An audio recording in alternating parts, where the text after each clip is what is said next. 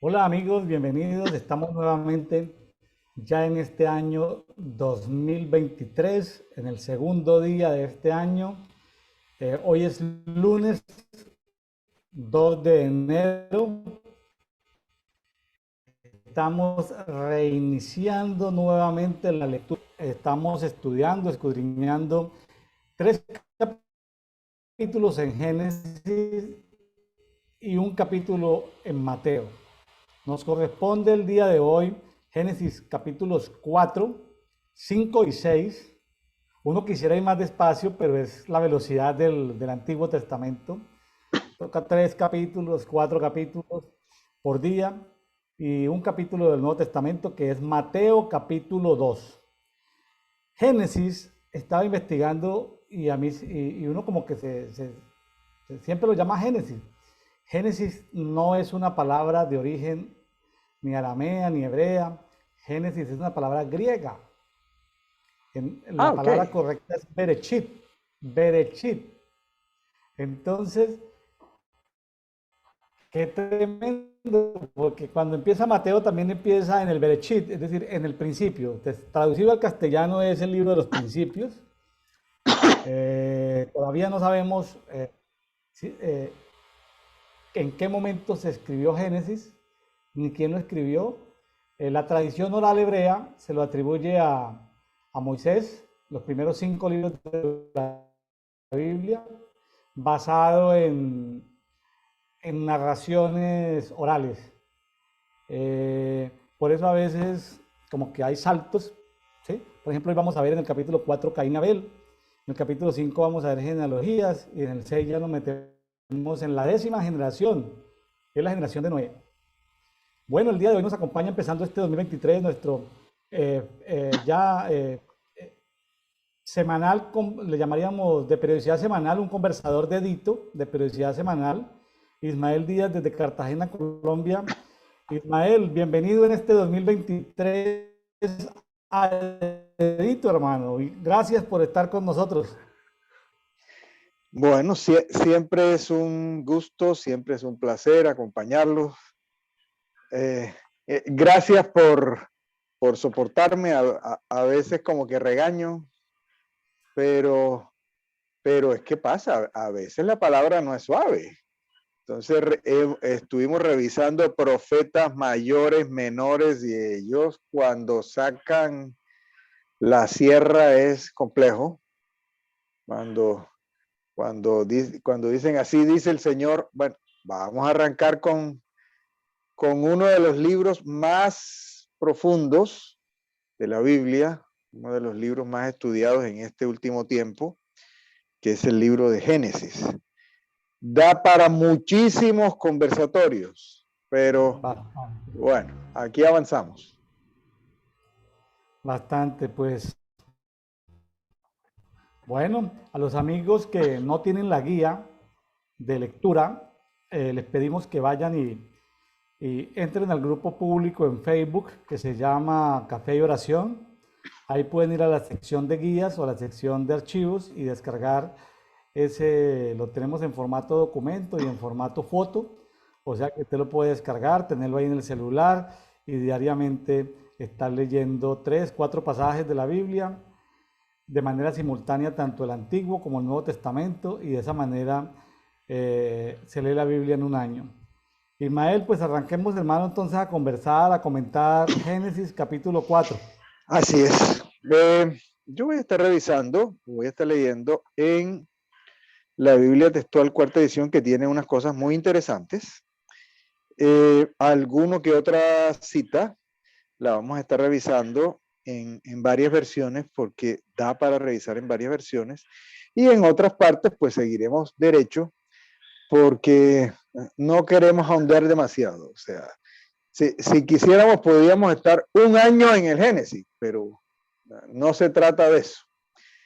Listo, arranquemos. Capítulo 4, versículo 1. Conoció Adán a su mujer Java, dice aquí con H y con H al final, y concibió y dio a luz a Caín y dijo, adquirí varón de parte de Elohim. Entonces, Caín era el hermano mayor. Por eso generalmente cada vez que se menciona Caín y Abel y no se menciona Abel y Caín. Y volvió a dar a luz a su hermano Abel, y Abel fue pastor de ovejas y Caín fue labrador de la tierra. Entonces, el arranque de la agricultura según la Biblia. Y dice, andando el tiempo, sucedió que Caín presentó como sacrificio a Adonai una porción del fruto del suelo, y Abel presentó de los primerizos de su rebaño y de la grosura de ellos, y Elohim aceptó a Abel y a su ofrenda. Si uno lee hasta aquí, así como que desprevenidamente, podrá decir, pero si uno se dedicó a alguna cosa y el otro se dedicó a otra, ¿por qué una ofrenda fue aceptada y por qué otra ofrenda no? Pero si leemos más abajo en el contexto de la misma palabra, nos daremos cuenta que parece que el Señor les había dado instrucciones específicas acerca de qué ofrenda era aceptable. Entonces, cada quien presentó una ofrenda según su parecer, algunos escuchando la voz de Dios, algunos escuchándolo, y otro según su parecer. Entonces, este es el arranque. Hay ofrendas a lo largo del Antiguo Testamento que son aceptables. Hay ofrendas que no son aceptables. Si recordamos, Nadab y Abiú, si no estoy mal, presentaron fuego extraño. Entonces, hay ofrendas que tienen que ver, y generalmente la ofrenda tiene que ver con el ofrendador. La ofrenda y el sacrificio y la adoración tiene que ver con el ofrendador. Hoy se hace mucho énfasis, y está perfecto, está correcto, y bendito sea Dios por eso, acerca de la adoración y el sacrificio de labios, que es una de las cosas que espera el Señor de nosotros. Pero estos sacrificios tienen que ver con el ofrendador, tienen que ver con el corazón del que ofrenda, tienen que ver con la actitud, tienen que ver con quién ofrenda. Eso no es simplemente se presenta la ofrenda y todas las ofrendas son aceptables. Entonces, desde aquí se empieza a ver, desde el Génesis se empieza a ver que hay ofrendas aceptables y que hay ofrendas que no son aceptables. Entonces, más adelante se verá el corazón de cada quien. No sé si hay algún comentario hasta aquí, hasta los primeros 4 versículos. A los historiadores no les gusta mucho estas narrativas. Los historiadores querrían algo más contexto de cómo era la familia, de qué pasó con los dinosaurios, en qué momento tal cosa, pero la Biblia es así. ¿Qué le vamos a hacer? Es decir, presenta detalles. Ahí no habló de la infancia de estos dos niños. Al parecer ya eran mayores, ya tenían una ocupación, un oficio. No tenemos el contexto, por lo menos en la Biblia, porque hay escrituras apócrifas, pero no nos salgamos de la Biblia por ahora. No tenemos el contexto de por qué Dios les enseñó. O sea, lo que sí sabemos es que Dios hablaba con ellos. Todo el pasaje vemos que Dios le hablaba directamente a Caín, seguramente también a Abel. Y hay cosas misteriosas en las ofrendas, eh, para que, claro, eso lo vamos a ver más adelante, pero para que se haya entristecido de tal manera Caín y le haya dado tanta rabia y haya querido tomar venganza de su hermano, yo creo que eso no fue un asunto menor. Yo creo que el hombre la embarró, no hizo la ofrenda en cantidad o en calidad o sin revelación o la hizo de mala gana, la actitud, bueno, los detalles no los tenemos, el tema es, y es una cosa simpática porque de entrada la Biblia nos inaugura con un tema que se llama ofrendas, es decir, Dios los saca del Edén, están fuera del Edén, les toca trabajar, la tierra está maldita y sin embargo Dios para tener una relación con ellos, se relaciona con ellos a través de las ofrendas En fin, el espíritu nos irá hablando porque pues, son temas que un historiador no lo narraría así, pero la Biblia está escrita no según los historiadores, sino según lo que la Biblia quiere contar. Entonces, si Moisés fue el que lo escribió por tradiciones orales, bueno, pues hay veces uno quisiera más detalle, pero como dicen muchos traductores biblistas, lo importante es ir como al grano específico, lo que el espíritu quiere transmitir. El contexto se pierde, es decir, no lo sabemos. Entonces, continuemos, Ismael, pues ahí está el Sí. tema de ofrenda resaltando de primerazo, ¿sí? Y me llama la atención algo sobre lo que hizo énfasis y quiero resaltarlo. Eh, a pesar de que el hombre había caído, que ya no estaba en el Edén y que ya no estaba en ese grado de comunión con Dios, sí existía una comunicación. Claro. Entonces se produjo un declive progresivo de la comunicación. O sea, después de Caín fue peor, después de que la gente empezó a hacer cosas terribles fue peor, hasta el grado de hoy que la comunión eh, es compleja inclusive para los cristianos. O sea, el cristiano ora, pero que diga, el Señor me habló todos los días. Yo generalmente cuento esta anécdota.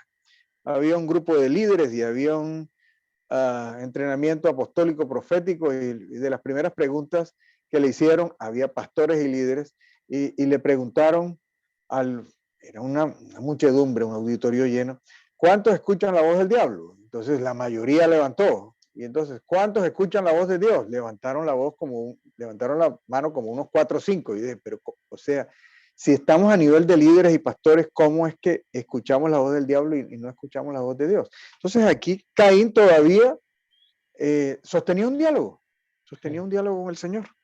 Seguimos. Versículo 5. Pero no aceptó a Caín en su ofrenda y se enojó Caín en gran manera y decayó su semblante. Y dijo Adonai Elohim a Caín, ¿por qué te enoja esto y por qué está abatido tu semblante? Y es bien llamativo el versículo 7, como está en esta traducción textual cuarta edición. No sé si usted tiene otras traducciones abiertas aquí, yo tengo esta. Si ofrendaras correctamente, no serías acepto. He aquí la ofrenda por el pecado aún está a la puerta, anhelándote, y tú puedes beneficiarte de ella.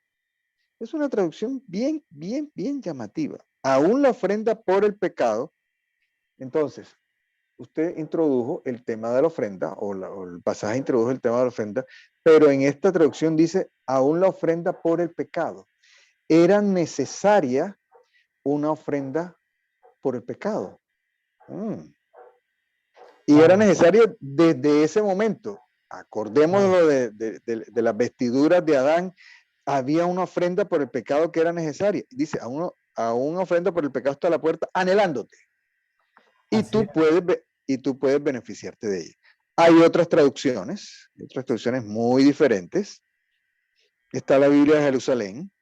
No es cierto que si obras bien podrás alzarlo, mas si no obras bien, a la puerta está el pecado acechando como fiera que te codicia. Aquí lo presentan desde otra forma. El pecado te está codiciando y a quien tienes que dominar, o sea, tienes que dominar al pecado. Así lo dice la Biblia de Jerusalén. Claro, es como si el pecado fuera un ente Uh -huh. espiritual que está al acecho, rodeando como una fiera, como un león. Aquí en la versión TLA habla de que el pecado está listo para atacar como un león. Y la manera de no dejarse dominar por el pecado es haciendo buenas ofrendas o haciéndolo de la manera correcta, como dice aquí en el TLA, traducción lenguaje actual. Así es. Entonces, la Biblia de las Américas, si haces bien, no serás aceptado. Y si no haces bien, el pecado yace a la puerta y te codicia, pero tú debes dominarlo. Entonces, ahí ya empezaba a hablar, me recuerdo de Pablo en Romanos, que habla de una naturaleza humana que es posible dominarla. O sea, todos conocemos eh, por lo menos una persona que no es cristiana, y que es una persona, como dicen por ahí, correcta en todas sus cosas. No tiene deudas, cumple con los impuestos, levantó sus hijos correctamente, son un ejemplo para la sociedad. Entonces, que necesita la salvación, pues evidentemente que sí, pero hay personas que cumplen lo de Caín. El pecado los acecha, pero no se dejan dominar por el pecado. Mientras hay un montón de cristianos que dicen, no, pero es que tenemos esta carne y el Señor sabe que nosotros somos carne y la carne o el diablo me hizo pecar. Oh, hay una acechanza, hay una naturaleza, hay una tendencia, pero es posible dominarla. Entonces, las múltiples traducciones que están. Bueno, seguimos.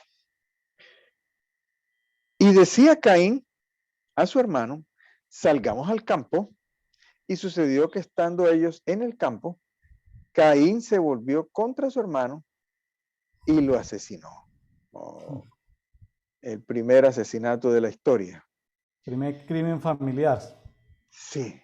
¿Qué tiene que ver el hecho de que ahí hay envidia, o sea, yo no fui aceptado, me están diciendo que el pecado está a la puerta y yo me dejo seducir por el pecado?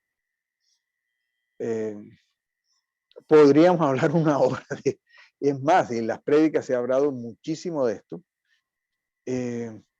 pero el Señor siempre pone una salida.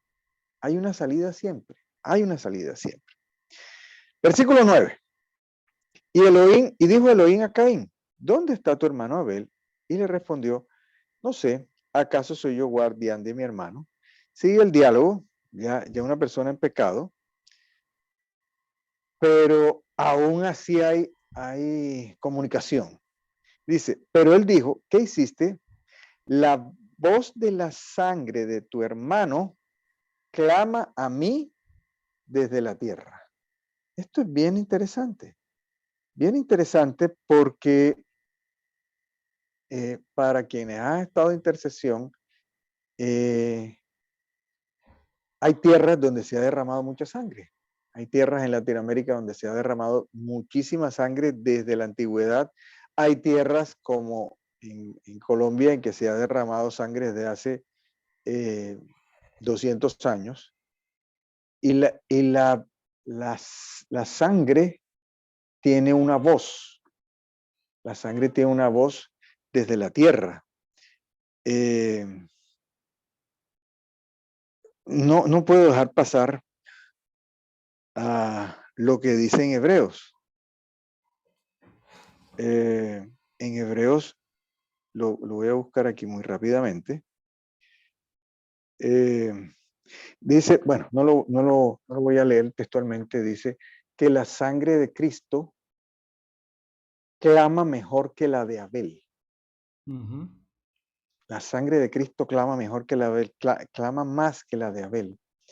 Entonces, sí, pero tiene que ver con intercesión. Hay veces que estamos en un territorio donde se ha derramado sangre, donde ha habido maldición por la sangre. La sangre, esa sangre es capaz de purificar la tierra. Ismael, una pregunta. En Estados Unidos, desde que se autorizó y se legalizó el aborto de niños, por ahí veía unas estadísticas y eso pasa como por los 40 millones. Ismael, ¿esa sangre qué? ¿Esa sangre sí habla? Sí, claro, ¿Sigue vengando? evidentemente. Sí, claro, claro. Aquí está, Hebreos 12:24. Evidentemente que sí, y ese es, a ver, si usted ve la agenda, no queremos meterle política a esto, pero si usted ve la agenda de todos los movimientos progresistas, todos dicen que están a favor de la vida, pero todos están de frente con la muerte. O sea, están a favor del suicidio asistido, están a favor de la eutanasia, están a favor de la legalización de las drogas, están a favor del aborto prácticamente preparto. O sea, mientras más semanas tiene la persona que puede abortar, más celebran. Está demostrado que hay sufrimiento, hay dolor. Existe el término técnico de sufrimiento fetal. Hay dolor, hay posibilidades de sentir. Ellos dicen, no, eso no, ahí no hay vida.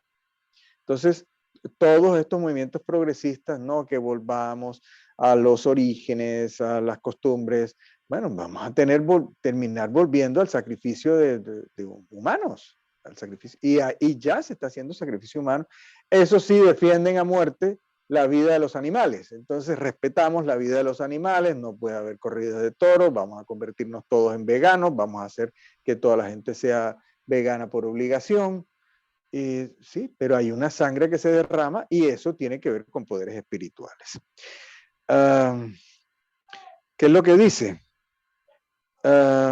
Y aquí otra vez aparece. Nos hemos acercado, estoy en Hebreos 12, 22, sino que os habéis acercado al monte de Sión, a la ciudad de Dios, del Dios vivo, a la Jerusalén celestial, a las miríadas de ángeles, a la iglesia de los primogénitos inscritos en los cielos, a Dios el juez de todos. Otra vez aparece Dios como juez. Aquí está apareciendo Dios como juez con Caín. Aparece Dios como juez, a Dios el juez de todos, a los espíritus de los justos hechos perfectos. Eso lo estuvimos conversando alguna vez. Hay una persona que llega justa, pero después el Señor dice, sé perfecto como yo soy perfecto. Entonces, a los espíritus de los justos hechos perfectos y a Jesús, mediador del nuevo pacto, y a la sangre del rociamiento. Eso es Moisés, que habría que rociar la sangre, y a la sangre del rociamiento, que habla mejor que la de Abel. Entonces, está disponible para nosotros la sangre de rociamiento, que dicen en las epístolas de Pedro, que debemos ser rociados con la sangre, no solamente lavados. Hay muchas cosas que tienen que ver con la sangre. Entonces, debemos ser rociados con esa sangre y si estamos en el territorio, estamos en capacidad de rociar la sangre que habla mejor que la de Abel. No es solamente para redención, es para ser rociada, es para bendecir la tierra, para que la tierra no nos devuelva maldición. Entonces, aquí dice, si nos devolvemos, la sangre de tu hermano, dice, la voz de la sangre de tu hermano clama a mí. Fíjate, la sangre directamente clama al Padre, directamente clama al juez. Tiene voz, tiene voz, tiene sonido. Voz. Entonces es mejor que clame la sangre de Cristo mejor que la sangre del inocente que ha sido sacrificado. Así es. Bueno, seguimos. Sí. 11. Y ahora eres maldito de esta tierra. Aparece la segunda maldición. Primero está la maldición de Abel y ahora está la maldición de Caín.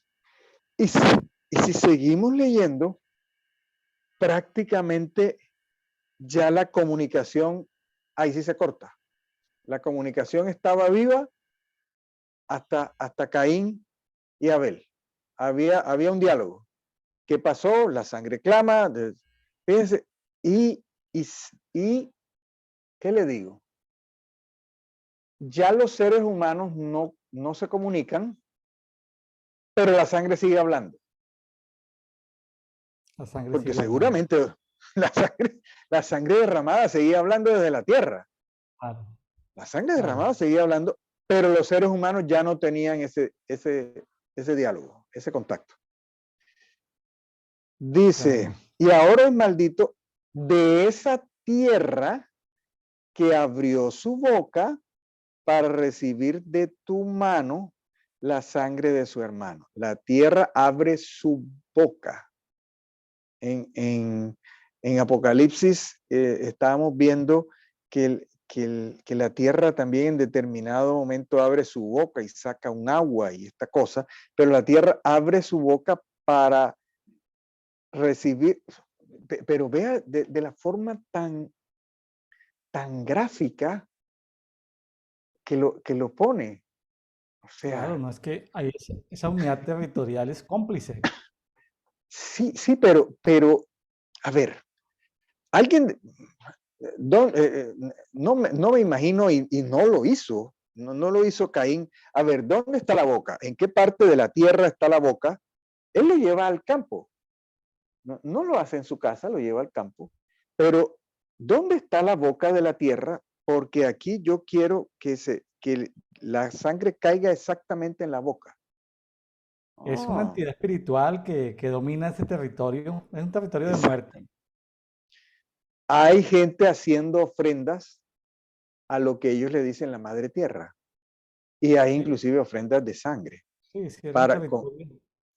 Era un con territorio que no era seguro para ver, porque hay territorios seguros, que donde Ujú. no puede entrar el malo, donde no puede entrar la muerte, pero está en un terreno peligroso. No sabemos qué imprudencia cometió Abel, que no tenía Sí, sí. discernimiento, si hacía cosas automáticamente, sin haber elevado un nivel de conciencia de por qué iban a ir a ese sitio. Lo llevó a un A- sitio a- peligroso, ahí lo mató. aunque en Hebreos creo que lo menciona como, estoy citándolo de memoria, como uno, no era tan problemático, pero es de tu mano recibe la sangre de tu hermano y abre la boca. Es como si fuera un tetero. Sí, sí, Esto me sí. llama mucho la atención.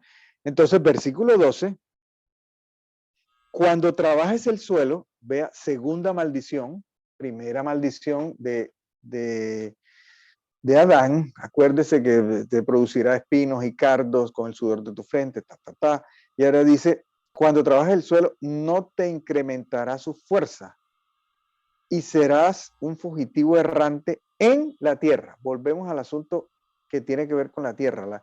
La tierra lo va a hacer, lo va a hacer mover, Sí, no lo va a lo va a hacer, aceptar. no lo va a aceptar. Entonces, Migrante. hay, de, hay descendientes, hay descendientes, no sabemos, todos estamos mezclados. Hay descendientes, cualquiera podría decir, no, es que yo no tengo que ver nada con la sangre de Caín. Yo creo que todos los seres humanos terminan teniendo eh, parte del ADN de Caín, pero la solución está. ¿Cuál es la solución? La sangre rociada, que habla Pedro. Es que Acuérdese, fueron escogidos para ser rociados. claro, Eso me llamó tanto la atención. Permítame, me detengo un par de minutos. Ahí estaba Juan, al pie de la cruz. Y cuando el Señor muere y le meten la lanza, seguramente fue el salpicado, pero Pedro lo niega y él estaba lejos. Pero después de que él es restituido, después de que él es restaurado, Pedro entiende que hemos sido escogidos para ser rociados. Entonces, si él fue llamado al monte de la transfiguración con Santiago y con Juan, era para que él estuviera al pie de la cruz y fuera rociado, pero él lo negó y él no tuvo la oportunidad de ser rociado físicamente como sí la tuvo Juan, pero él entendió y recibió después el hecho de que sí podemos ser rociados. Entonces, hay una cosa que tiene que ver, si hay una cosa familiar que tiene que ver con delincuencia, que tiene que ver con parientes, que el abuelo fue encarcelado, que el bisabuelo también, que la historia de los narcotraficantes en Colombia, que el padre había sido contrabandista, que el abuelo había sido contrabandista y que el hijo terminó siendo contrabandista y de ahí salió un Pablo Escobar. Hay una posibilidad de redención de eso, que es el rociamiento, que habla Hebreos y que habla Pedro. Ser rociados. bueno, Se- el tema de Caín nos lo encontramos por años 2009, 2010, en las primeras intercesiones que se hicieron en Medellín, apareció en el mundo espiritual la casa de Caín, interpretada como la casa que permite derramamiento de sangre. Un soldado mata a un paramilitar o a un guerrillero y todos son primos, todos son campesinos que se matan entre sí. Y hace que este espíritu de Caín, que hace que la gente sea errante, hace que haya tanto desplazamiento, que la gente no pueda arraigar en un sitio, porque es un espíritu errante, pero también es un espíritu que hace que sea improductivo, o sea, la tierra no recibe al que está manchado de sangre, o sea, la tierra así, venga, pero se la damos porque se la regalamos porque hay una reforma agraria, no, la tierra te vomita, la tierra le vomita y dice, aquí usted no lo recibo.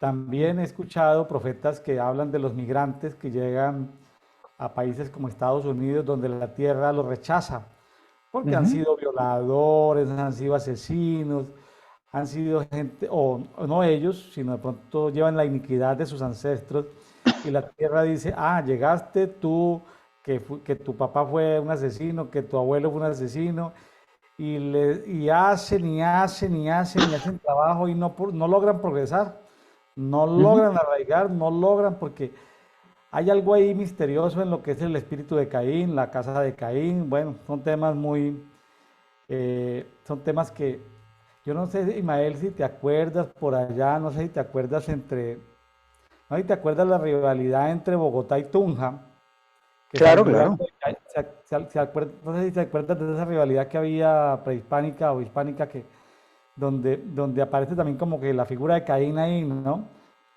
Eh, Sí, sí me acuerdo de la rivalidad porque si usted revisa la heráldica, son muy, muy parecidas. Y inclusive la heráldica de Tunja hasta es un poquito más fuerte. Entonces, rivalidad entre ciudades, rivalidad entre hermanos. sí, entre hermanos. Entonces, bueno,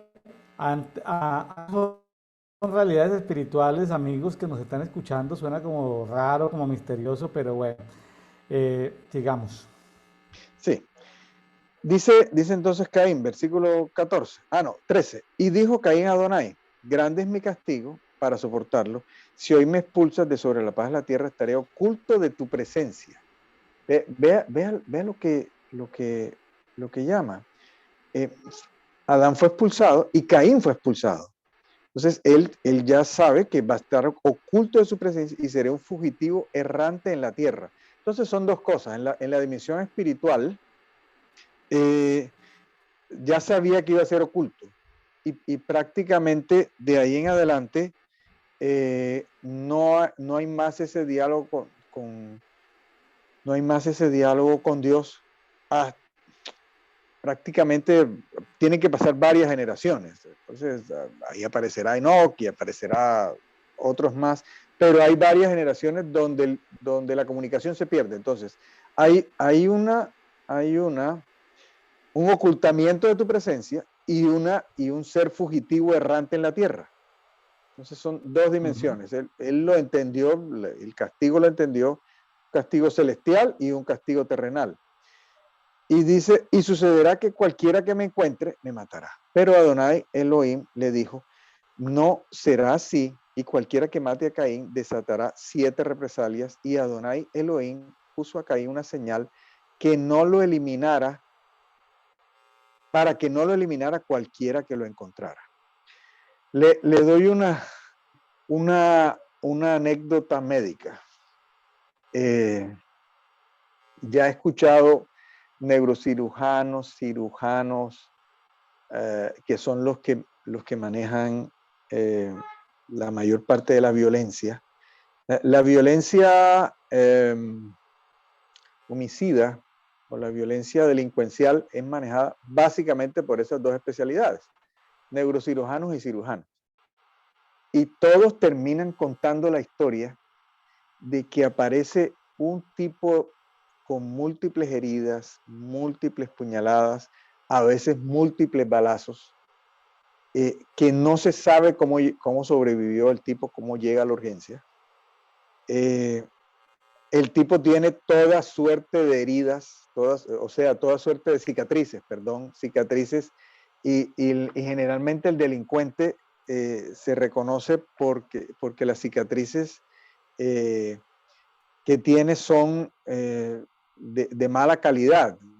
Ahí usted le ve en la cara, en el abdomen, eso es con un 100 pies y listo, llega el tipo, pero si, y la puñalada le esquiva el corazón, le esquiva la, los órganos vitales, le esquiva la médula espinal, lo operan, no se sabe, está en cuidados intensivos, al día siguiente se mejora y 2 días después o un día después pide la de alta, doctor, yo me quiero ir.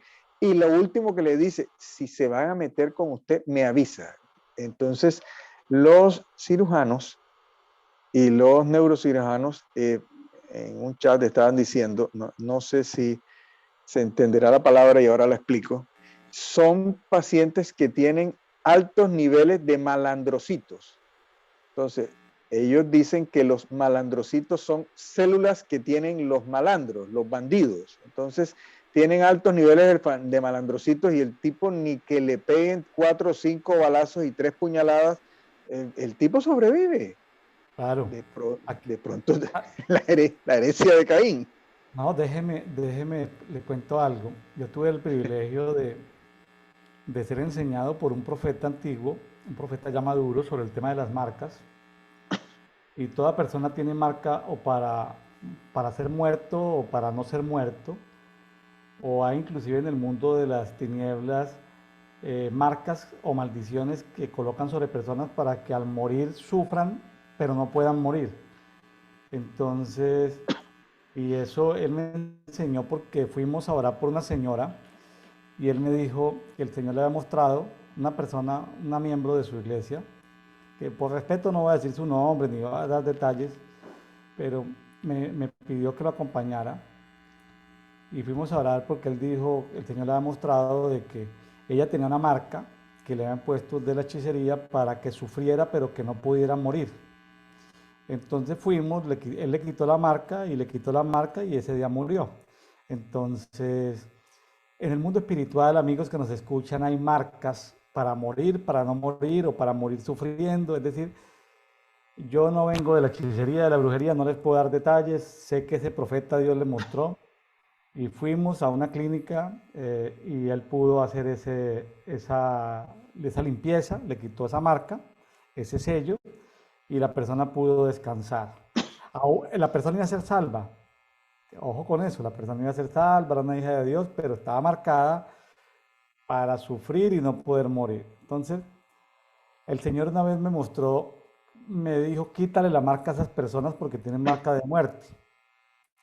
Entonces, pues, qué show decirle, mira, tú tienes una marca de muerte. Entonces, lo mejor es que tomé un poquitico de aceite y le dije, ¿me permite orar por ti? Sí, tú, le toqué con aceite, le quité la marca, pero no le dije nada más porque, ¿sí? Porque son personas que uno sigue la voz de Dios por la instrucción de Dios y por el propósito de Dios, pero uno no tiene interés en que la persona entienda. La persona ni va a entender lo que Dios lo manda a hacer a uno, ni va a dar gracias, ni nada, ¿sí? Simplemente son instrucciones que uno sigue de parte de Dios, pero le quité la marca a esas personas que tenían marca de muerte. Eso le puedo contar de las tales marcas, así que la marca de los, ¿cómo es que decía? De los, Altos de los niveles de malandros. malandrocitos. O sea, si los cirujanos de manera natural pueden ver las marcas de los malandros o de la Sí, sí, sí. malandrosidad, pues déjeme decirle que estos cirujanos están viendo algo sobrenatural ahí. Sí, sí, sí. No, y se lo encuentran de cuando en cuando, se lo encuentran. Pero en estos profetas que revisamos hace poco, dice, voy a poner una marca, ¿se acuerda el tintero y el escribano? Dice, por los que gimen por las abominaciones, hay marcas buenas. Sí, Hay, mar claro, hay hay marcas marcas buenas. buenas. Los Claro, que gimen por claro. las abominaciones de este pueblo. Esos seguramente sobrevivieron y no sufrieron y de pronto terminaron en Babilonia con una vida más o menos Sí, buena. sí, Entonces, sí, sí. O sea, estaban gimiendo por las... el tema de la imposición de manos, el tema de ungimiento con aceite, son protocolos que uno pues no puede estar dejando imponer las manos de cualquier persona. Lo que más me incomodaba a mí en la sociedad de pastores era que, bueno, ore uno por otro. No me gustaba que nadie me pusiera las manos, porque hay pastores inmorales, fornicarios, ladrones, entonces no me gustaba, masones, entonces no me gustaba que nadie me tocara. No, eso es lo que me detestaba de las reuniones de pastores. Ore por otro, no, me molestaba eso, porque uno lo podía ver. Entonces, Pero lo que es esto, imposición de manos y si se hace en una comunidad donde no haya sido infiltrada por la brujería, por la hechicería, sino en una comunidad profética, la imposición de manos, el ungimiento tiene que ver con poner marcas, con poner marcas, con, como son como, vamos a llamarlo de una manera, como medallas, como que las tinieblas no se pueden acercar para tocarte. Entonces son marcas, son como premios, como trofeos, entonces se pueden exhibir en el mundo espiritual. Pero bueno, Ismael, se nos va el tiempo. Sí, Sigamos. señor, seguimos. Pero Adonai Elohim le dijo, no será así. Cualquiera que mate a Caín desatará 7 represalias. Imagínense la maldición. De pronto dice, bueno, listo, nadie va a poder conmigo, yo voy a poder hacer, el tipo se podía dedicar al mal. Y dice, desatará 7 represalias. Imagínense alguien tratando de eliminar al malo y resulta que por maldición de Dios, la eliminación de ese malo se iba a convertir en represalia. Vean por dónde llevaba la cosa. Y Adonai Elohim puso a Caín una señal para que no lo eliminara cualquiera que lo encontrara. Correcto. Bueno, seguimos. Y salió Caín de la presencia de Elohim, lo que habíamos dicho. Ese fue el último de esa generación que tuvo posibilidad de estar con la presencia de Elohim. Y se estableció en tierra de Noc frente al Edén. Y conoció Caín a su mujer y concibió y dio a luz a Enoc. Este es un Enoc que creo que no es el otro Enoc, pero bueno, sigamos. No tiene Este es nada otro que Enoc. ver. Sí. Exacto. Para evitar confusiones hay que decirlo. Ahora, Estaba, Caín tuvo relaciones en ese tiempo con su esposa. Su esposa era hermana de todos los hijos e hijas que tuvo Adán y Eva. Él tomó una de sus hermanas y se fue a hacer, aquí en esta versión TLA dice, se fue a vivir al país de los vagabundos. ok. Ese sí no lo tengo yo en este. Sí, el país de los vagabundos. Bueno, Aquí dice Hebreos Nat errante. Errante. Esa es bueno, la referencia que tengo. no Dice, más. y estaba edificando una ciudad. No. Y conoció Caín a su mujer y concibió y dio a luz Enoc. Estaba edificando una ciudad y llamó a la ciudad con el nombre de su hijo Enoc. Y Enoc le nació Irat. Irat con D. Y Irat engendró a Meujael. Y Meujael engendró a Metusael. Y Metusael engendró a Lamec.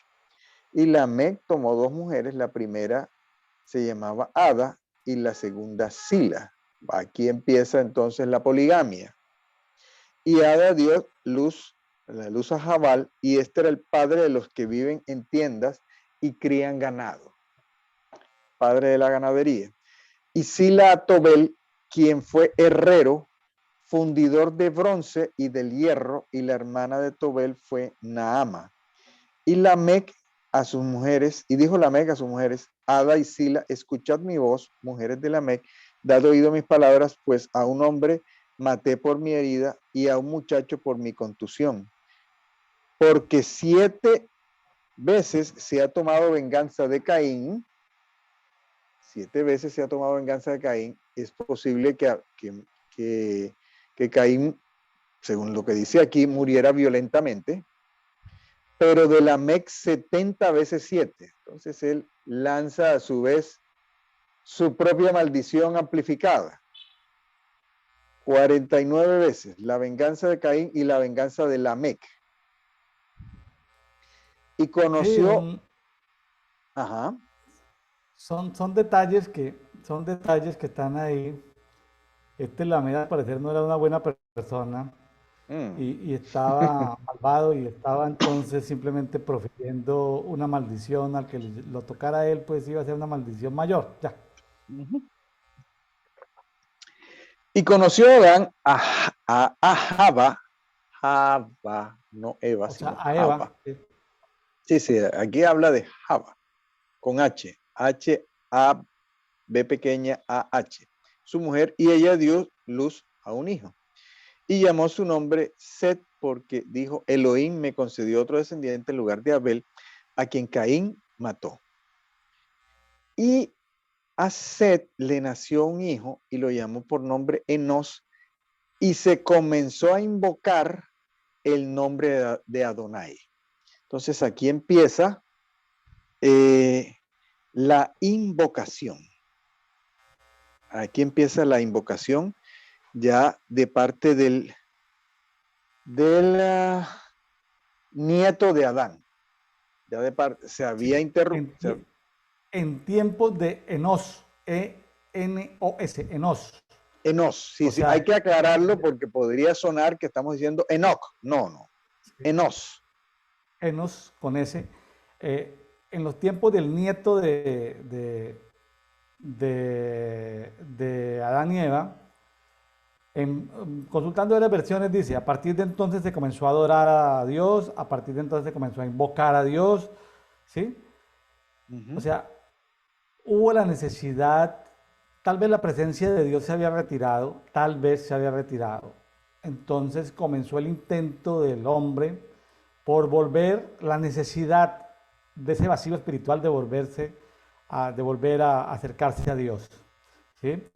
Entonces, ahí creo que de manera natural el ser humano está hecho y está diseñado en todos los tiempos y en todas las culturas para buscar a Dios. Lo que pasa es que lo atrapa la hechicería, la brujería, el chamanismo y no lo deja encontrar a Dios. Pero sí hay un vacío existencial en el hombre para buscar a Dios, para encontrar a Dios. Así es.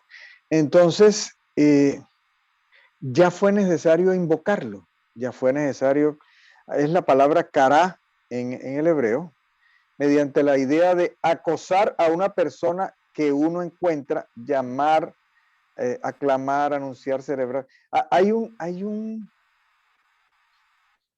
Vea, a pesar de la maldad de Caín, había un diálogo más o menos natural. Aquí hay una necesidad de invocarlo. Todos aquellos que en algún momento dicen, voy a buscar al Señor, nos damos cuenta que hay una dificultad. No es tan sencillo, no es un diálogo como, listo, levantar un citófono, no. Hay una necesidad de vencer esa distancia. Un clamor, un clamor. Un clamor, correcto. Vamos con el 5, ¿no? Capítulo. Sí, capítulo 5. Sí. Esta es la escritura de la genealogía del hombre. El día que Elohim creó al hombre, lo hizo a imagen de Elohim, macho y hembra los creó, los bendijo y los llamó Adán el día en que fueron creados. Este es un versículo que es complicado. Este es un versículo que no es políticamente correcto, porque ahora usted dice, no, es que como fuimos creados mujer y hombre, entonces no, que el sexo fluido, que el intersexo, que el indefinido, que el LGTBIQ, H, W, X, Y, Z, no. Macho y hembra los creó y los bendijo. Y los llamó a Adán el día que fueron creados. Y había vivido Adán 130 años cuando engendró a su semejanza conforme a su imagen y llamó su nombre Set. Y después de engendrar a Set, los días de Adán fueron 800 años y engendró hijos e hijas. Y fueron todos los días que vivió Adán 930 años y murió. Habiendo vivido Set 105 años cuando engendró a Enos. Entonces, la adolescencia estaba como un poco retrasada. Entonces, el tipo se buscaba la señora a los 105 años. Mijo, tú estás muy joven todavía para tener esposa. Entonces, espere que cumpla los 100 años. Bueno, madre, ya cumplí los 100 años, creo que ya puedo. Entonces, así hacían. Espera, Noé, que Noé como a los 500 vino a tener a los hijos. Sí, no, ya estaba veterano. Ay, Dios mío. Bueno, seguimos. Y vivió Set después de engendrar a Enos 807 años. Usted se imagina el canto de los cumpleaños. Que lo sigas cumpliendo. Bueno, eso es como, Oiga, así en canta. en la Biblia no se narra ningún cumpleaños. Sí, no se narra. Bueno, dejemos así. Los testigos de Jehová van, dejemos.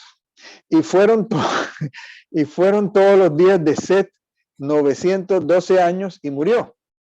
Y habiendo vivido Enos 90 años cuando engendró a Cainán. Y después de engendrar a Cainán, ya aquí el asunto del matrimonio ya iba bajando. Ya no era a los 100 años, sino a los 90. Mijo, estás muy joven para buscar esposa.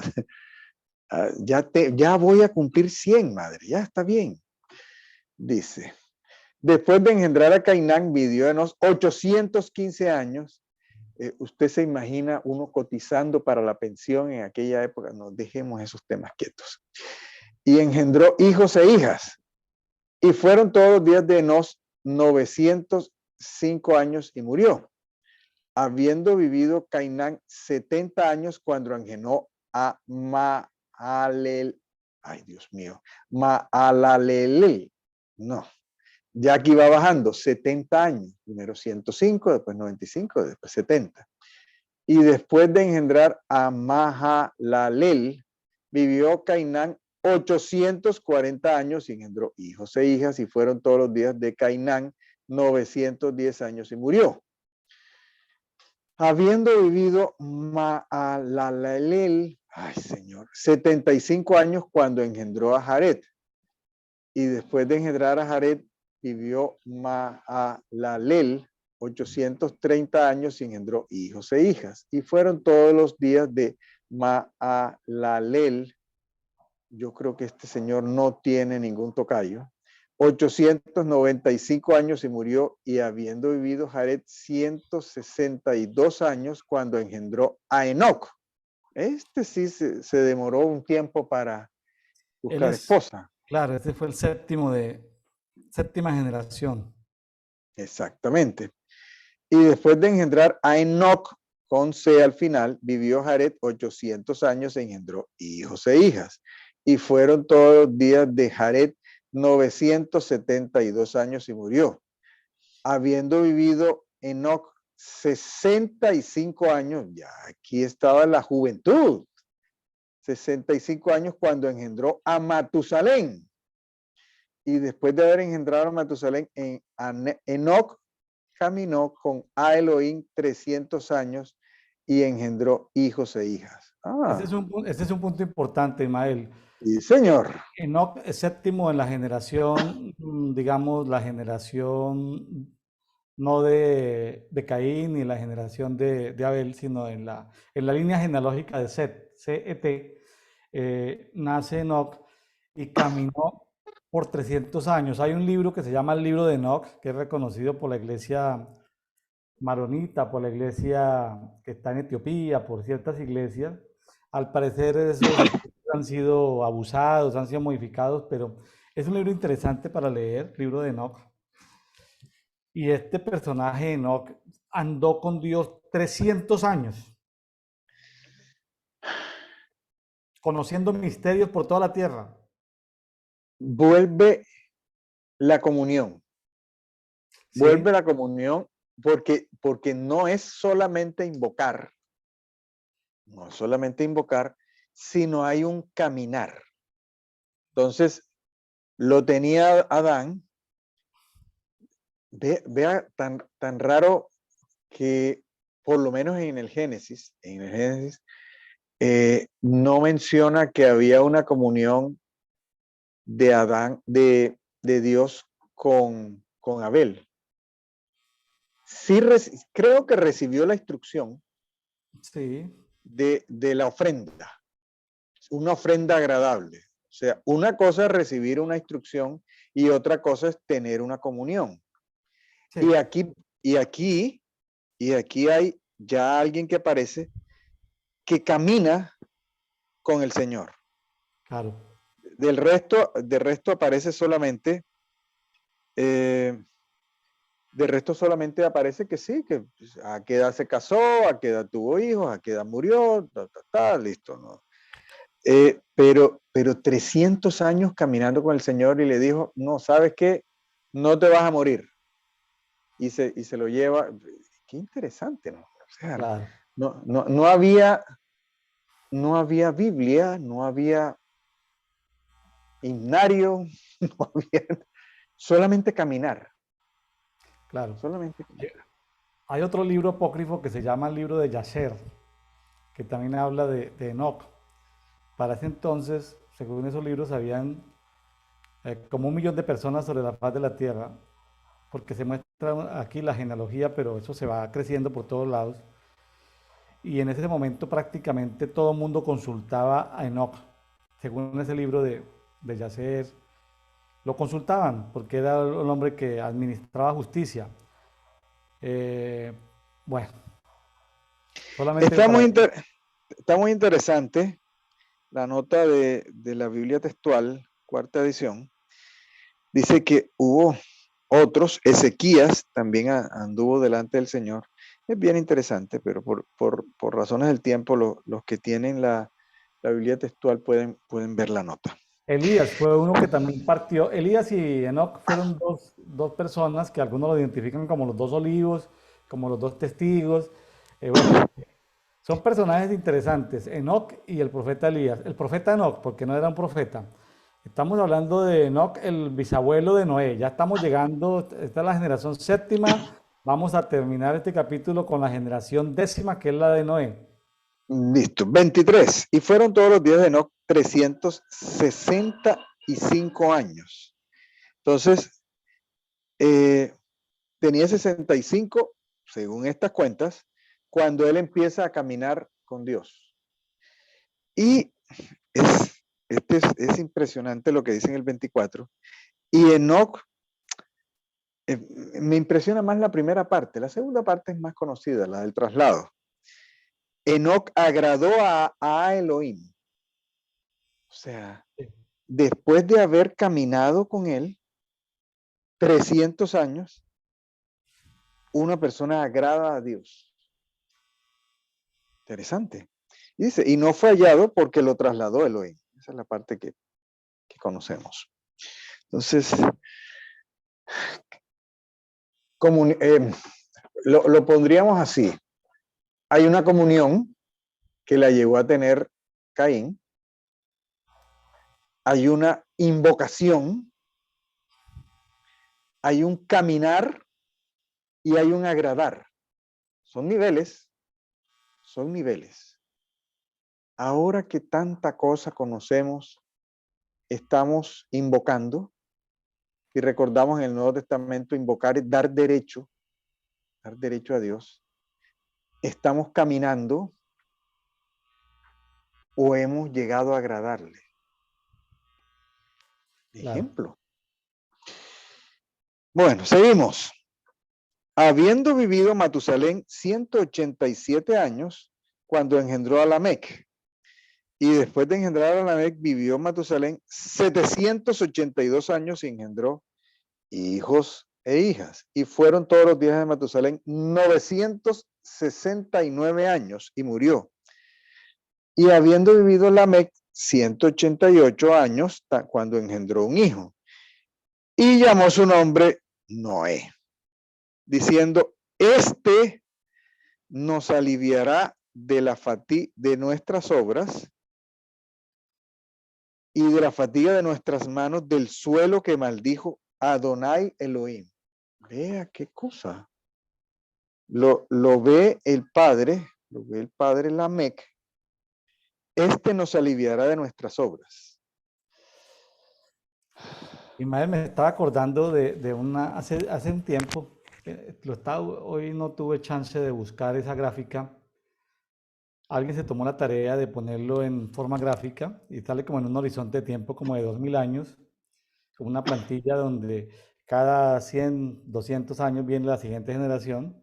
Las 10 primeras generaciones pasan como en 2000 años, pero y también muestra otra gráfica donde están las edades que llegan. El que más tuvo fue Matusalén, pero Dios cambia la composición genética a partir de la generación 10, la de Noé, porque Dios dijo, no, no, no, no, no, yo no me los voy a soportar 1000 años, porque era como un límite, 1000 años.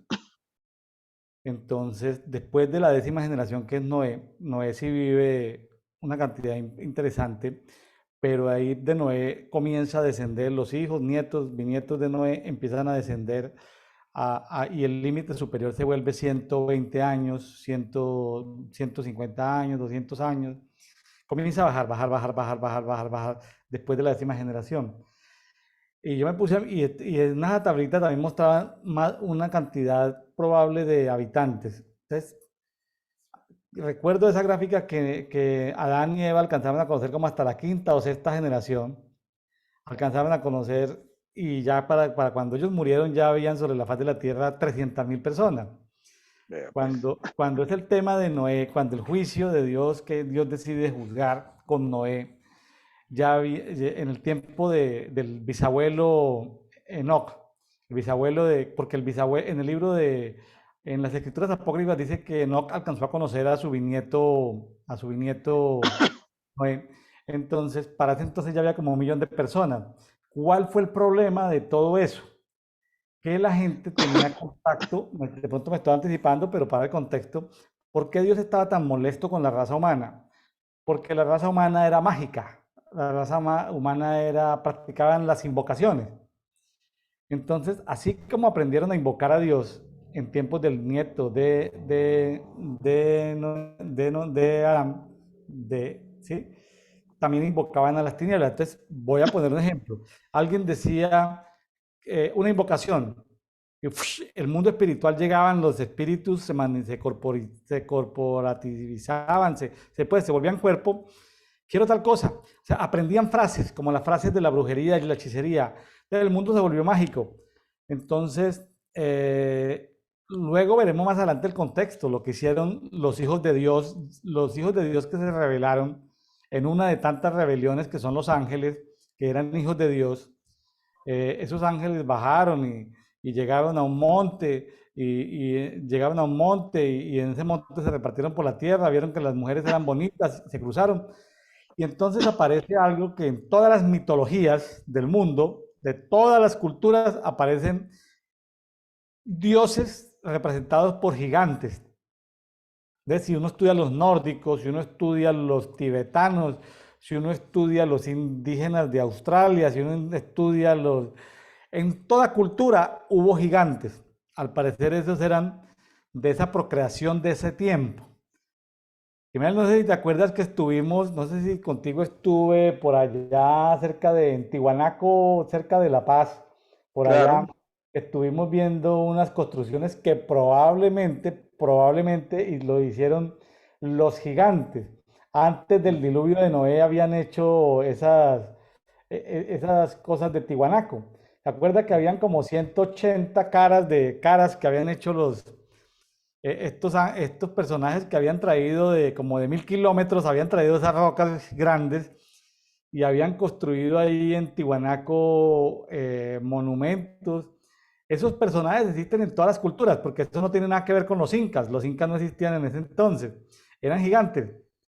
Esos gigantes pues eran gigantes malos, se comían a los hombres, destruían, mataban a los animales, tenían fuerza, es decir, eso de 1.000 kilómetros era un trotecito de media hora, 1 hora y andaba más rápido que los trenes esos que hay ahorita en Europa o en China, o sea, andaban a 300 kilómetros por hora esos gigantes. Entonces, el mundo se corrompió de tal manera que Dios dijo, no soporto más todo esto.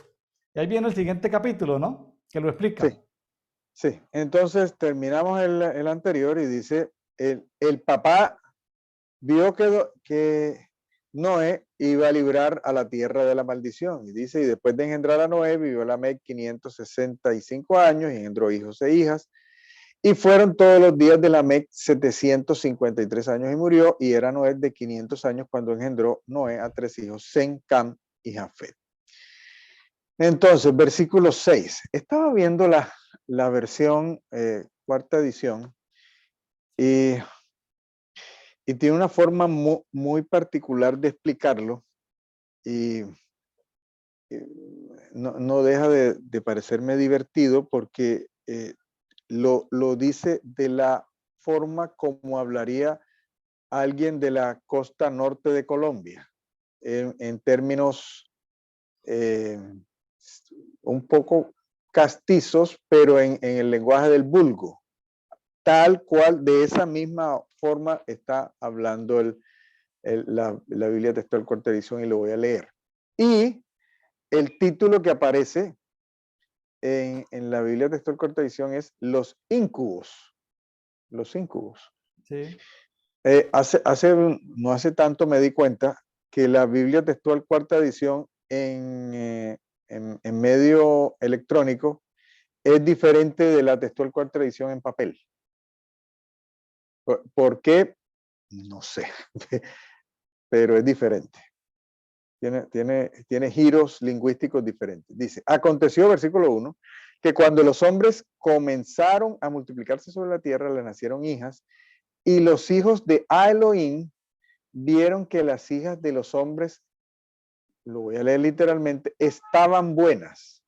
Si usted le pregunta a alguien en la calle qué es que una mujer esté buena, es que es atractiva sexualmente, tal cual.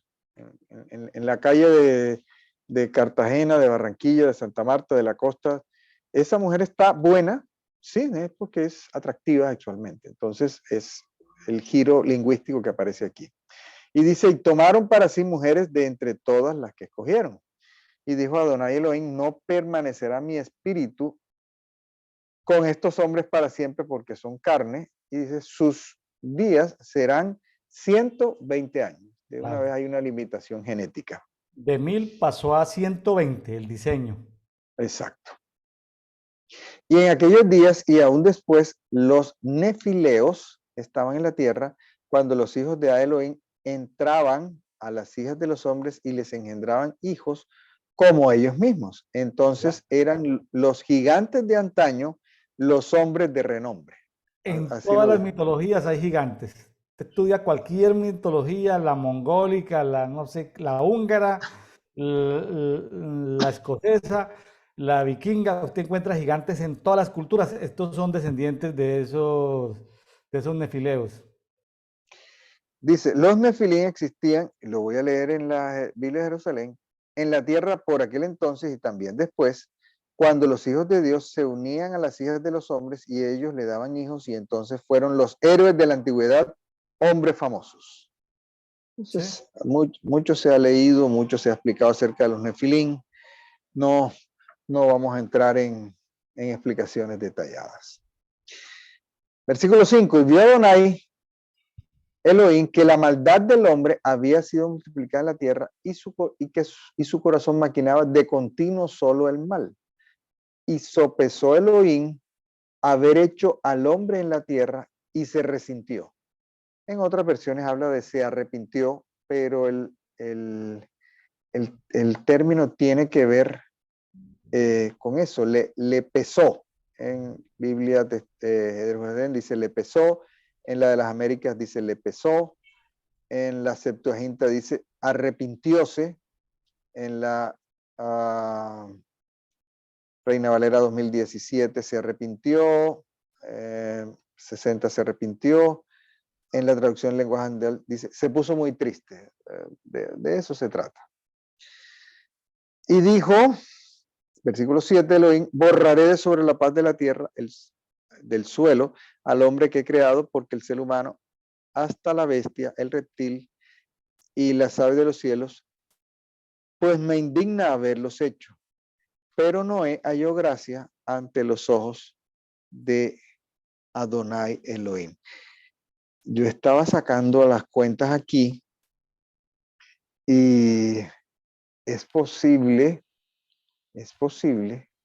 que algunos de esos señores, abuelo o bisabuelo, le hubiese sobrevivido a Noé y no hubiera, o sea, no hubiera pasado del arca, porque hasta ahí llegó. O sea, ¿No? En la gráfica que vi, Ismael, en la gráfica que vi, todos los ancestros para cuando fue el diluvio, todos los ancestros de Noé ya habían muerto, de los de la línea principal. ok. Es posible que tuviera tíos, primos, un pero ninguno de los ascendientes ya estaba vivo. Directos. Sí, sí, directos no, ninguno estaba. Sí, pero entonces el tío lejano, pues de pronto, pues, Ah, sí, claro, ese murió. sí, bueno, seguimos. Dice, esta es la genealogía de Noé. Noé fue un varón justo. Introduce tal vez la primera palabra, la primera vez que se introduce la palabra justicia, porque ya habíamos hablado de invocar, ya habíamos hablado de andar, ya habíamos hablado de agradar, pero no se había hablado de justicia. Dice, fue un varón justo, sin defectos en su generación, y Noé caminó con a Elohim. Aquí hay otro caminante. Ajá, Aquí hay otro así es. caminante. Bien interesante ese detalle de los que caminan con Dios. Eso es como para hacer una listica, Sí, buscar la palabra porque dice en la referencia que fueron varios los caminantes. sí, Son varios los claro. caminantes. Noé caminó con a Elohim y engendró Noé 3 hijos, Sem, Cam y Jafet, y la tierra fue corrompida en presencia de Elohim y fue llenada la tierra de injusticia. Aquí se introduce el término, como dirían los muchachos acá en Colombia, injusticia como tal. Sí, Entonces, habla de, hay un justo y hay una injusticia que los está rodeando.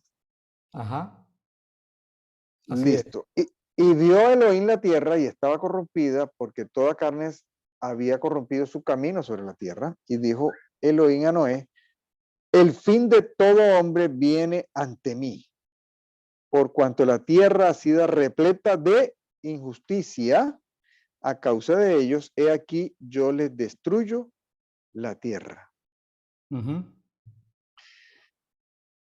Viene la instrucción, hazte un arca de manera resinosa, harás compartimientos al arca y la cubrirás con brea por dentro y por fuera, y esto es lo que le harás, 300 codos, será la longitud del arca, 50 codos de anchura, 30 codos su altura, y harás una claraboya al arca, en otra versión dice una ventana, y la rematarás a un codo por arriba y pondrás una puerta a un lado del arca y le harás una planta baja, segunda y tercera. Y he aquí, yo hago caer un diluvio de agua sobre la tierra para destruir toda carne en la que hay aliento de vida debajo de los cielos. Todo lo que hay sobre la tierra perecerá. Pero estableceré mi pacto contigo y entrarás en el arca, tú y tus hijos, tu mujer y las mujeres de tus hijos, y de todos los ganados, y de todos los reptiles, y de todas las fieras, y de toda carne, tomarás de todos de dos en dos, y los introducirás en el arca para alimentarlos contigo. Serán macho y hembra. Ahora que se habla tanto de los pueblos ancestrales, de las prácticamente en todas las mitologías de los pueblos ancestrales hay un diluvio, sin excepción.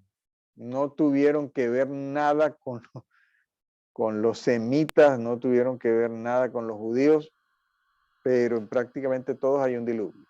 Sí, yo Todos. tuve un profesor en la universidad, un profesor en ingeniería civil, que él hablaba de la historia de la construcción y todas esas cosas, y él decía, eh, y él se autoproclamaba como ateo, pero decía, llevo estudiadas 16 civilizaciones y en todas las 16 civilizaciones hubo un diluvio.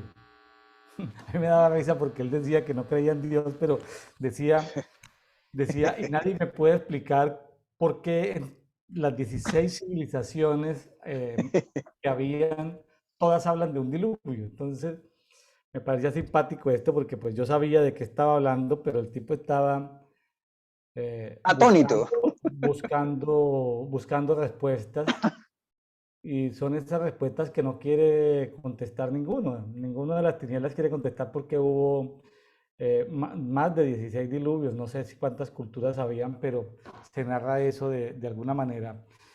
Ismael, sobre Noé, pues hay mucho que decir, hay Claro. mucho que hablar.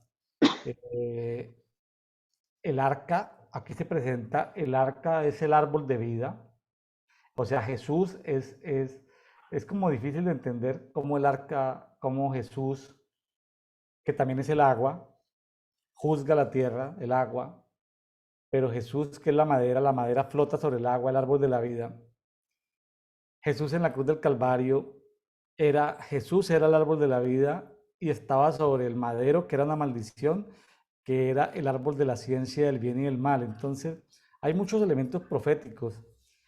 El arca de salvación tiene que ver con el plan de salvación de Dios. O sea, hay muchos elementos proféticos, hay muchas inquietudes, muchas preguntas.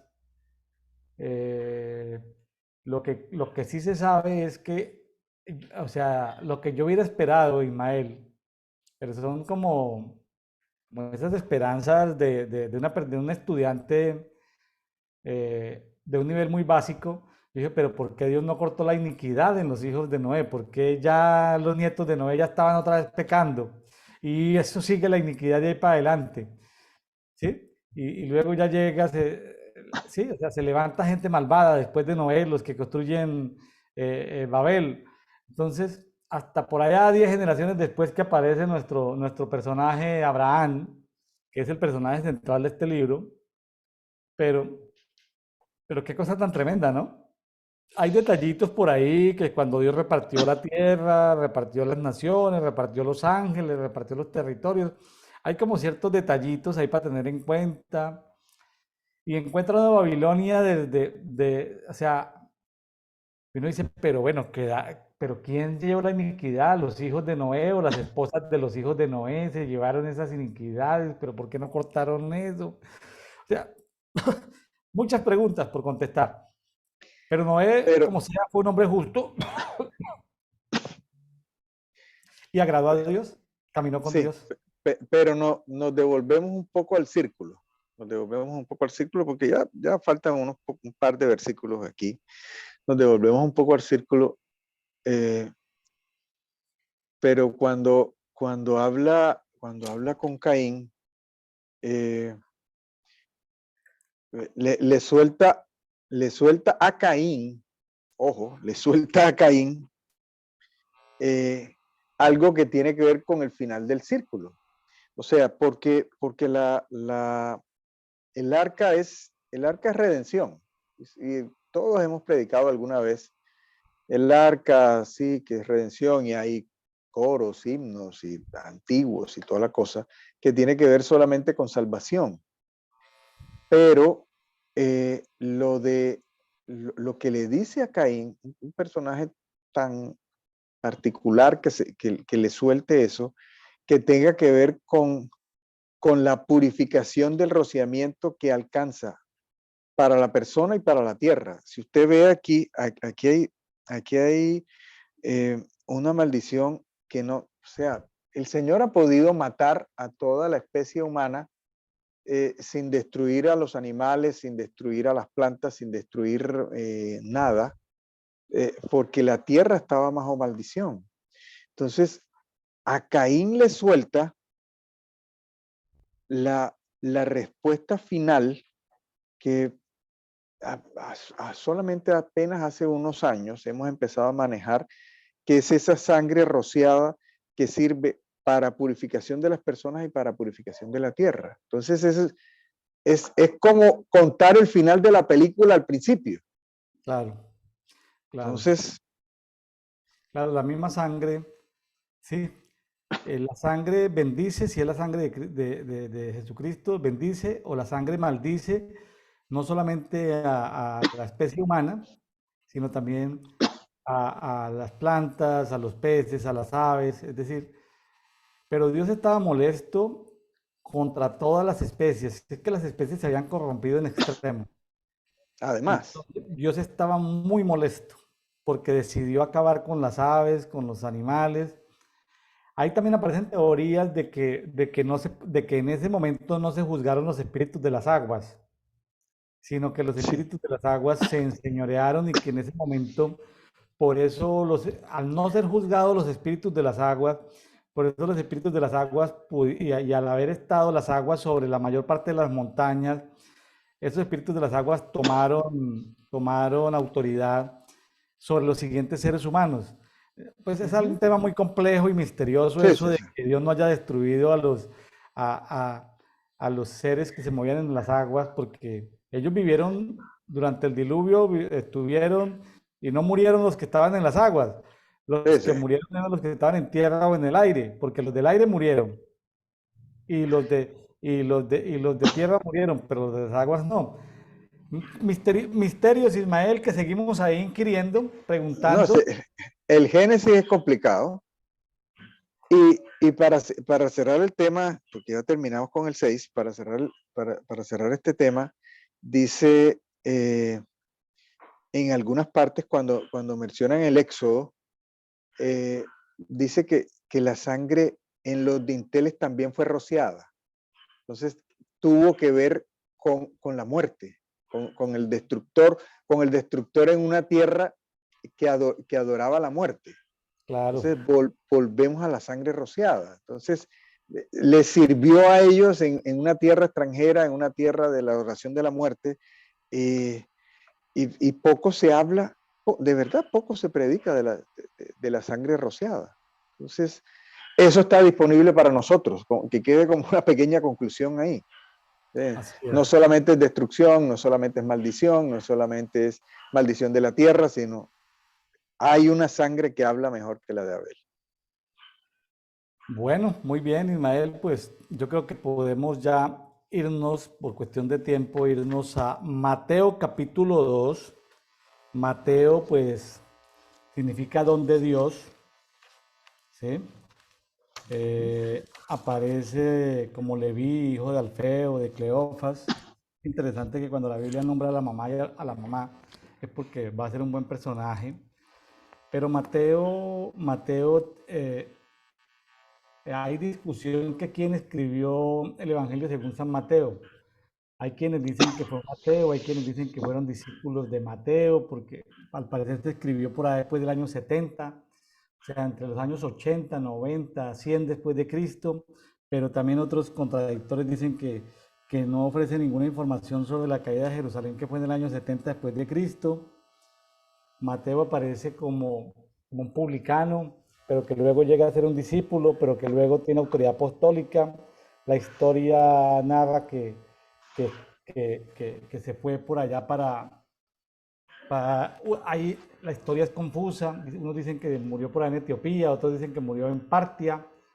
Eh, Salerno, Italia, dice que tiene los restos de Mateo, bueno, etcétera, etcétera. Lo interesante es que Mateo da cumplimiento de todas las profecías mesiánicas. Por ejemplo, en este capítulo 2, ¿sí? Así rapidito, en Mateo 2:6 habla del cumplimiento de la profecía de Miqueas 5:2, ¿sí? ¿Mm? En en Mateo 2:15 habla del cumplimiento de la palabra profética de Oseas 11:1. Y en Mateo 2:18 habla del cumplimiento de la palabra profética de Jeremías 31:15. Entonces, al parecer, Mateo o el escritor de lo que hoy conocemos como el Evangelio según San Mateo, para no entrar, no nos corresponde a nosotros ahorita dictaminar sobre quién escribió el libro, sino el libro que se llama Mateo. El propósito era dar testimonio de que en Jesucristo se estaban cumpliendo todas las profecías dadas en el antiguo pacto, en el Antiguo Testamento. Entonces, es un libro que recoge las anécdotas de lo que vivió Jesús, pero se esfuerza en encontrar referencias del Antiguo Testamento. Solo este capítulo 2 que vamos a conversar hoy con Ismael, él recuerda a Miqueas, a Oseas y a Jeremías. O sea que estaban queriendo demostrar de que había sido profetizado lo que de allí se estaba hablando de la genealogía, de la infancia, la niñez de Jesús, el lugar de nacimiento, dónde iba a crecer, a dónde iba a huir, ¿sí? O sea, como los lugares geográficos se iban a hacer clic, todo lo que se había dicho iba a hacer clic, y en eso se esfuerza Mateo en aclarar. El libro de Mateo se encuentra en aclarar. Entonces, vámonos con Mateo capítulo 2, mi estimado Ismael. Sí, señor. Aquí es corto, pero vamos a meterle algunas referencias. Habla de la estrella. Estamos ya en enero, Hay algunas partes donde se celebra, otras partes donde hay regalos, pero bueno. Después de Jesús, después que Jesús nació en Betlehem, y ahí aparece la primera referencia, de Judea, en días del rey Herodes, he aquí unos astrónomos, dice esta traducción, del oriente llegaron a Jerusalén. Y entonces menciona la palabra magoi y dice, debe diferenciarse de astrólogos. Entonces, más bien eran unos estudiantes de astronomía. Y diciendo, versículo 2, ¿dónde ha nacido el rey de los judíos? Porque vimos su estrella en el oriente y vamos a adorarlo.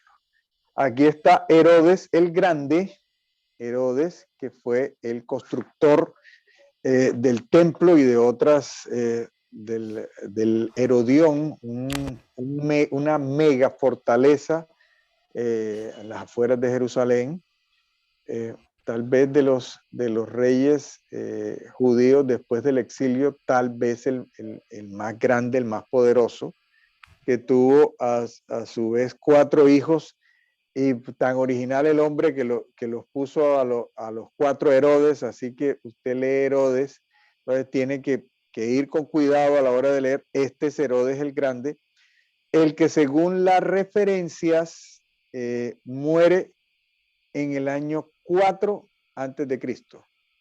En las fechas, en el año 4 antes de Cristo. Entonces de ahí tienen que empezar a sacarse las cuentas, porque hay referencias históricas que él muere en ese año. Entonces aquí está hablando el rey Herodes, el Grande. Dice, vimos su estrella en el oriente y venimos a adorarla.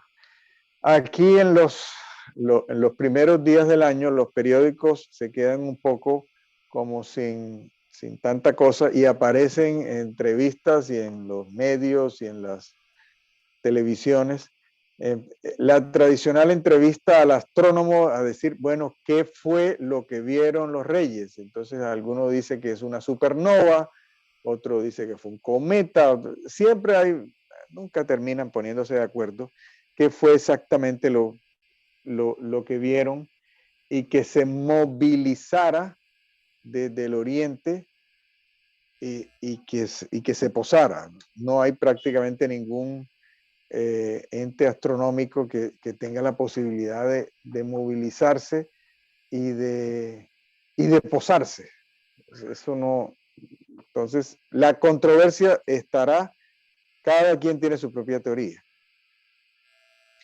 Pero al oír esto, el rey Herodes fue turbado y toda Jerusalén con él. Y habiendo convocado a los principales sacerdotes y a los escribas del pueblo, les preguntaba dónde había nacido el Cristo. Entonces aparecen todas las profecías que tienen que ver con el Cristo, que los judíos esperaban un libertador.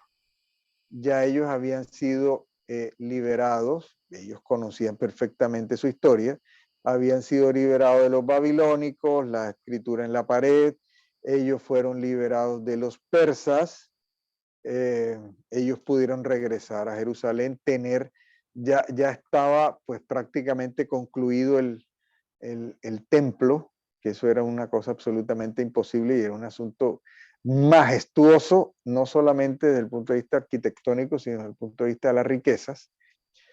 Ellos habían sido liberados de los descendientes de los griegos, de Antíoco Epífanes, y ellos estaban bajo el dominio de los romanos. Entonces ellos esperaban un rey militar, ellos esperaban un rey que tuviera que ver más con la política que con otra cosa. Ellos no esperaban un redentor. Ellos no esperaban eso. Y dice, y ellos dijeron en Betlehem de Judea, porque así está escrito por el profeta. Y tú, Betlehem, tierra de Judá, de ningún modo eres la menor entre los príncipes de Judá, porque de ti me saldrá el príncipe que apacentará a tu pueblo Israel. Aquí está citando el libro de Miqueas, capítulo 5, versículo 2, que usted estaba mencionando. No sé si hay comentarios hasta este momento, seguimos. Sigamos, sigamos. Sigamos. Entonces, Herodes, llamando en secreto a los astrónomos, indagó diligentemente de parte de ellos el tiempo de la aparición de la estrella y enviándolos a Betlehem, dijo, id informaros diligentemente acerca del niño y tan pronto como lo encontréis, avisadme porque para que yo también vaya y le adore. Se ve muy lindo Herodes aquí, pero si usted lee la historia, Herodes no era lindo. Creo que mató una esposa, mató otra esposa, mató unos hijos. Era un personaje matador. Entonces, Descendiente de la tribu de Saúl, ¿no? De los idumeos. sí, Él no era judío, él era, sí, sí. él era idumeo, del monte de Seir, pero bueno, eran los que se habían hecho al gobierno de la provincia.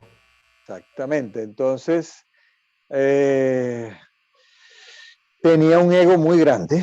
Si usted revisa cualquiera de estos, les invitamos a que vea cualquiera de estos programas del National Geographic o History Channel que tiene que ver con el Herodión.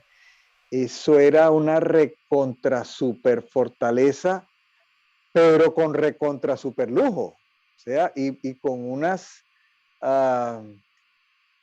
cuestiones arquitectónicas y de ingeniería hidráulica, porque en medio del desierto recogían el agua y había cisternas enormes, y después eso sirvió como un sitio de resistencia cuando se produjo la invasión de los romanos. Entonces era el lujo, la comodidad, la posibilidad de sobrevivir, la posibilidad de sobrevivir un asedio. Los romanos asediaron eso durante meses y les costó muchísimo trabajo porque estaba diseñado para eso. Y allá ese era el sitio de descanso de Herodes. Entonces era exactamente todo lo contrario del Señor. Era para los judíos el, un gobernante pues corrupto, un gobernante manipulador que construye el templo con una enorme riqueza, pues para Sí, ganarse el favor de claro. de la crema innata de los sacerdotes, y el sumo sacerdote nadie le podía decir nada porque le había construido el templo. Pero él Oye, también se construyó lo suyo, ¿no? claro. Y los hijos de él habían sido educados en la corte allá en Roma y las hijas terminaron casadas con los grandes generales romanos. En fin, estaba emparentado el hombre económicamente allá Y, y, tu, y, con la crema innata de Roma. y tuvo un final muy feo. Usted lee la historia de las enfermedades, muy posiblemente murió por una enfermedad venérea que carcomía los genitales y toda esa región. Entonces, era una cosa espantosa porque producía dolor, primeramente, y después porque producía mal olor, porque era un asunto de una fetidez. Entonces, el tipo en medio del lujo, del boato, de la riqueza, entonces, morir en medio del dolor y la hediondez. Entonces, es la paradoja grande de los dos reyes, porque es que van a ser él preocupado políticamente porque alguien lo iba a suceder, alguien lo iba a matar, alguien lo iba a derrocar, porque así pensaba pues el gobernante, y cómo terminó muriendo. Entonces, versículo, dice, versículo 9, después de oír al rey, ellos se fueron, y aquí la estrella que había visto en el oriente los precedía hasta que llegó y fue detenida sobre donde estaba el niño. No hay ningún fenómeno astronómico que tenga estas características, ni un cometa, ni un meteorito, ni una supernova, algo sobrenatural. Pero que, o sea, que un astrónomo podía estudiar. Entonces, ¿qué podemos decir? Versículo 10. Entonces al ver la estrella se regocijaron con un gozo muy grande y entrando en la casa, ¿qué fenómeno natural puede señalar una casa? Bueno, vieron al niño con su madre María y postrándose lo adoraron. A mí me llamó mucho la atención el término postrarse, porque en el Nuevo Testamento fueron muy pocos los que tuvieron el privilegio, muy pocos los que lo pudieron adorar y muy pocos los que se pudieron postrar. Y dentro de los que se pudieron postrar están estos tres. Entonces, tal vez Juan, tal vez Pedro, tal vez Juan allá en el Apocalipsis, que se postró, el ciego, uno de los ciegos que recibió la vista, que fue expulsado de la sinagoga, tuvo la posibilidad de postrarse inclusive públicamente. Entonces, estos se postraron y lo adoraron. En el cielo los 4 seres vivientes y los 24 ancianos se pueden postrar. Entonces, el postrarse es algo que demandan los musulmanes. Los musulmanes se postran 5 veces al día. Los cristianos tenemos dificultades para postrarnos. Y postrándose lo adoraron. Y finalmente, fue lo que pidió Satanás en la última tentación. Todo esto te daré si postrado me adorares. Entonces, no solamente que me adorares, es que tenía que postrarse. Sí. Y él. Bueno, seguimos. Sí, lo que pasa es que postrarse incluye rendición, ¿no? Incluye adoración, así no se cante. El postrarse incluye todo lo anterior. No, es que ¿cómo se llama? El deporte extremo, el ciego, postrándose públicamente delante del Señor. O sea, creo que ninguno de los discípulos se postró delante. Ahí estaban fariseos, saduceos, escribas, y lo podían matar por eso. Claro. Lo podían matar por eso. Por ser un hereje. Pero sí, bueno. Sí, eso era una abominación. Claro. Entonces, y postrándose lo adoraron y luego abrieron sus tesoros y le ofrecieron presentes, oro, incienso y mirra, pero advertidos en un sueño, el Señor les hablaba por sueños, sí. De no volver a Herodes, regresaron a su tierra por otro camino. Y sigue hablando en sueños, ahí más adelante le habla a José, y fíjese que no solamente el método en que Dios se comunica a través de sueños, aquí estudiando encontré algo poderoso, la unción de José. La unción de José, el padre adoptivo de Jesús, ¿sí? El esposo de Miriam o de María. La unción de José es aquella que te permite entrar a Egipto y salir de Egipto. La unción de José. Oye, qué bueno, qué bueno. Ahí le regalo esa perlita, pues.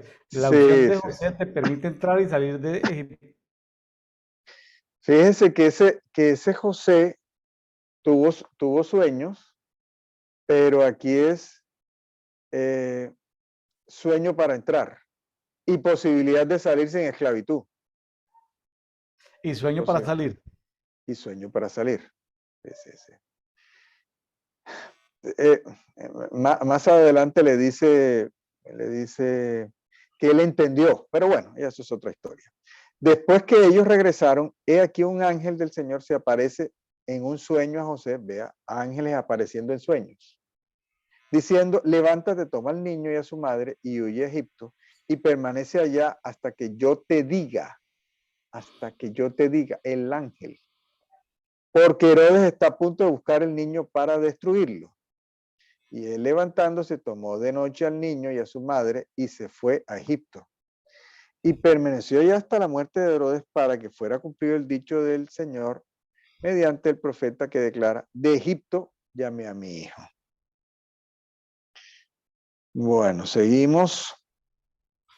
Entonces, al verse burlado por los astrónomos, se enfureció sobremanera y enviando y asesinó a todos los niños menores de 2 años en Betlehem y esos alrededores conforme al tiempo que con precisión había indagado de los astrónomos. Entonces se cumplió lo dicho por el profeta Jeremías, que dice: una vez fue oído en Ramá llanto y gran lamentación Raquel, que llora a sus hijos y no quería ser consolada porque no existen. Cumplimientos proféticos en Mateo, cumplimientos proféticos. Eso está en Jeremías 31:15. Se puede revisar después. Pero cuando Herodes murió en el año 4, entonces tuvo que ser antes del 4, he aquí un ángel del Señor se aparece en un sueño a José en Egipto. Vea, otro tipo de comunión. La comunión de los ángeles en sueños.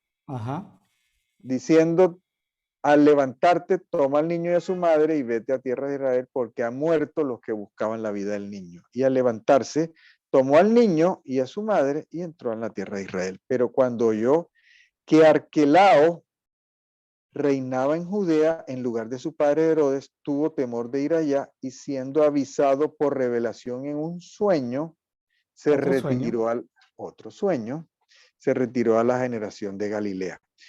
Es bien llamativo esto.